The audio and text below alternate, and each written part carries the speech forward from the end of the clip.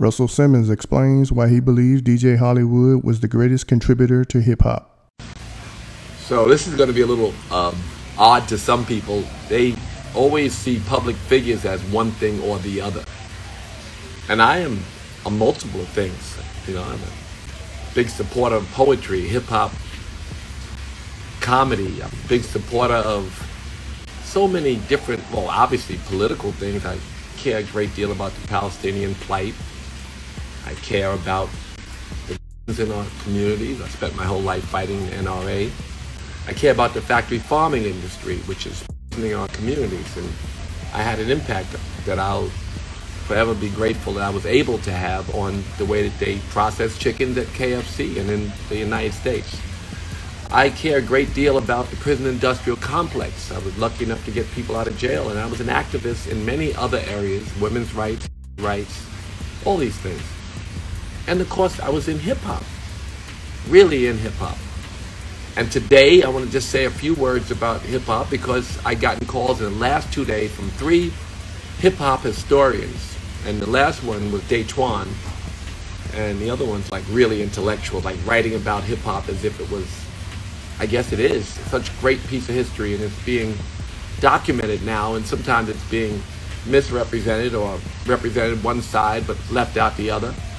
So the argument yesterday that Daquan called me about was about this woman said that Hollywood never played for younger audiences and therefore he wasn't hip-hop. And I keep talking about Hollywood because the man's still alive. Eddie Chiba is, Lovebug Starsky is. And Hollywood is still alive and should be celebrated. And I've said this so many times, but I want to, the argument that he called me about, which I thought was odd that everyone's not clear on, but certainly the history books won't be if they're not. If the historians are not clear on the history, when these people and that's it will be misrepresented.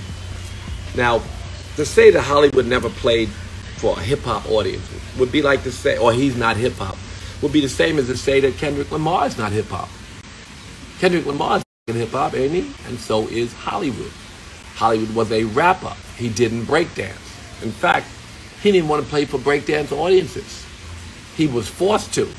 They said he never did. He was forced to in many occasions, especially on a number of occasions where he was brought to my parties. And I booked him, and then I ended up mixing the crowd. I would have Queens DJs like DJ Herculock and Cypher Sound, and even Woody Wood would appear at some parties that Hollywood appeared at. And they were younger, and their crowds were younger. The price ticket for those people were usually younger, but they were now graduated by me to play in a crowd that was mostly dominated by Hollywood fans. So we'd have a big crowd. In fact, I had Hollywood play in an audience that I remember in the Hotel Diplomat on 43rd Street where he came and cussed me the f out. I paid him.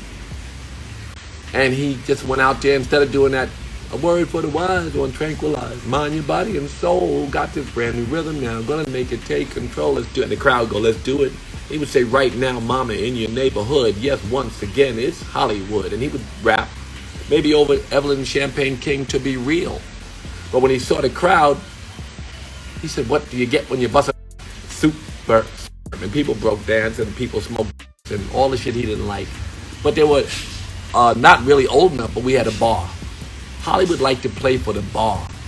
And instead of playing for gangsters, the Casanovas and some of the gangsters that would come to the parties like Grandmaster Flash and other Bronx DJs, he played for killers who were wealthy in their world, and they would buy drinks. And the bar guarantee would be, that's what I would hire Hollywood because I wanted to get money. They paid $6.50 to see DJ Hollywood. It wasn't $1 in a high school gym, but I used to rent them too. High school gyms that give parties, and those parties would have younger hip-hop audiences and younger hip-hop DJs. You know, people who were stars in that world. Grandmaster Flash, I graduated him to the Hotel Diplomat because he was so big in the younger audience, it was time for him to play an older audience. So he did, and Eddie Chiba performed. Eddie Chiba, for that matter, is hip-hop as well.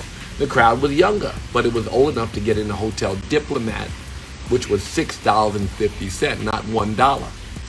And Starsky kind of played the bridge. He played both all the time. He would get into 371, the Hollywood and Sheba, which was the club with the older rappers. And then he played the Harlem Renaissance for $1 every single day. $1, 1,000 kids would come out every day. So there was this, but the argument that the greatest rapper that ever lived, or the most, in an era where hip-hop was being born, the one who was most innovative and the greatest performer, and who had the biggest audience, and he was by far the biggest star.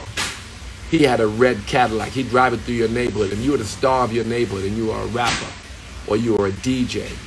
You were great, and you had a big park following, and you could play in a high school auditorium, maybe even an armory. You'd be part of a big show. But Hollywood would drive his red car through your neighborhood, his red Cadillac, and they would chase it like it was Mr. Softy Truck.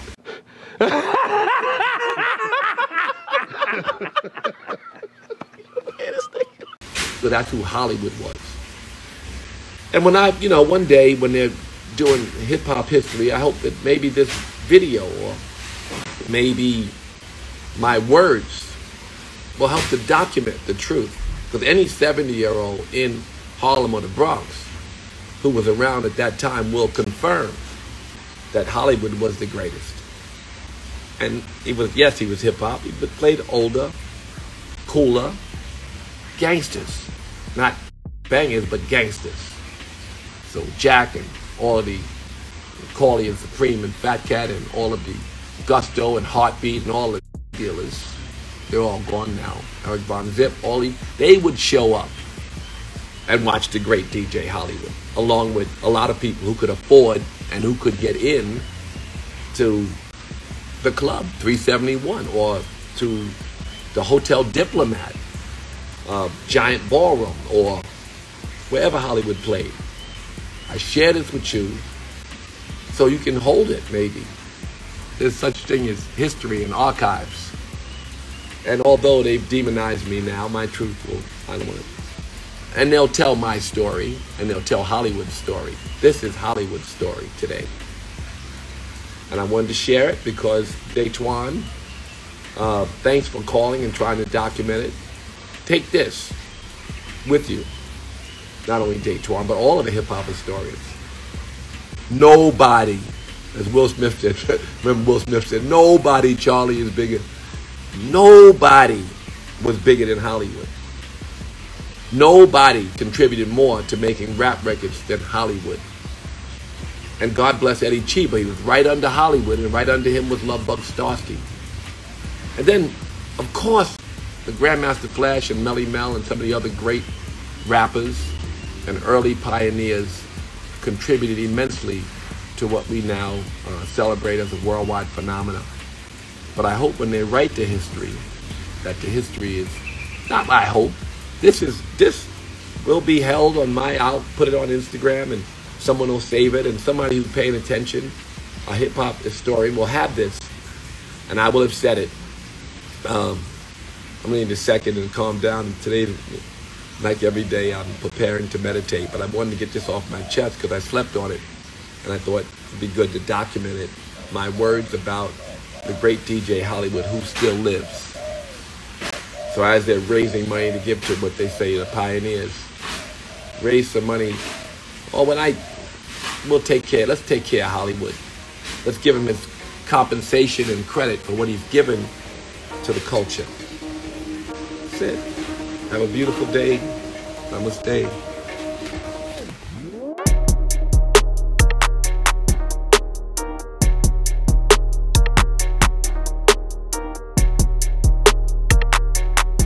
Thanks for tuning in to 9 Mag TV.